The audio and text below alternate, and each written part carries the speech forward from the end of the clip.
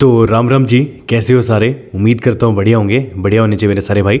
सबसे पहले तो नीचे राम राम कमेंट कर दो, क्योंकि जब भी आप लोग कमेंट करते हो एकदम दिल से कनेक्टेड फील होता है, सारे भाई जैसे लगते हैं।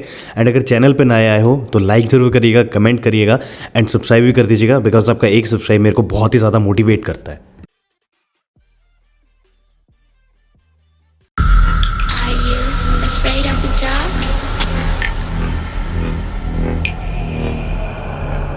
Are you scared?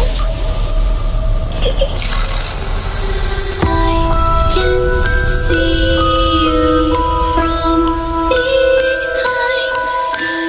You can hear me in your well guys, यहाँ पे लोगों को थार मिल नहीं रही है एंड ये घटना बेंगलोर की है भाई। और आप देख सकते हो कि गाड़ी जो है वो डिलीवरी के दौरान नीचे कूद जाती है।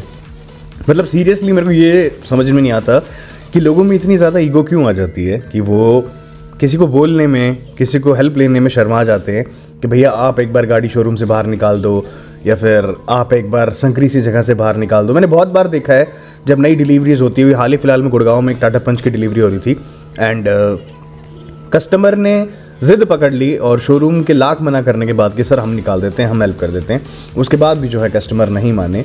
यहाँ पे भी सेम ऐसा ही हुआ बेंगलोर में कि ऑटोमेटिक ट्रांसमिशन गाड़ी थी और ऑब्वियसली बात है बड़ी गाड़ी थी, पावर का अंदाज़ा नहीं लगा पाए एंड नई की नई जो ब्रांड न्यू गाड़ी है डिलीवरी के लिए तैयार होती है एंड उसके बाद जो गाड़ी है वो नीचे गिर जाती है।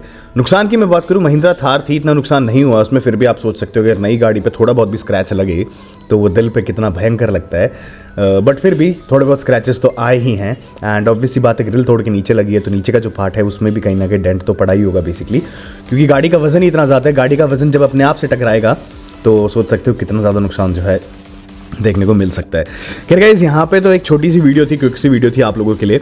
बस इतना मैं बोलना चाहूँगा आप लोगों से कि भैया अगर कभी भी नई गाड़ी लो तो अपनी ईगो साइड में रख दीजिएगा।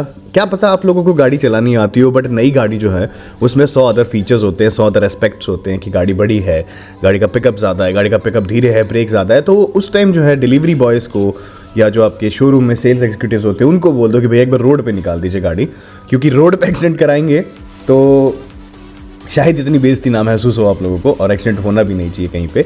बट स्टिल मैं ये बोलता हूँ आप लोगों से कि कभी भी गाड़ी की डिलीवरी लें तो हमेशा एक अपने साथ एक्सपर्ट लेके जाएं जो घर पे आपकी गाड़ी ला के खड़ी कर दे एंड उसके बाद धीरे धीरे आप लोग सीखिए।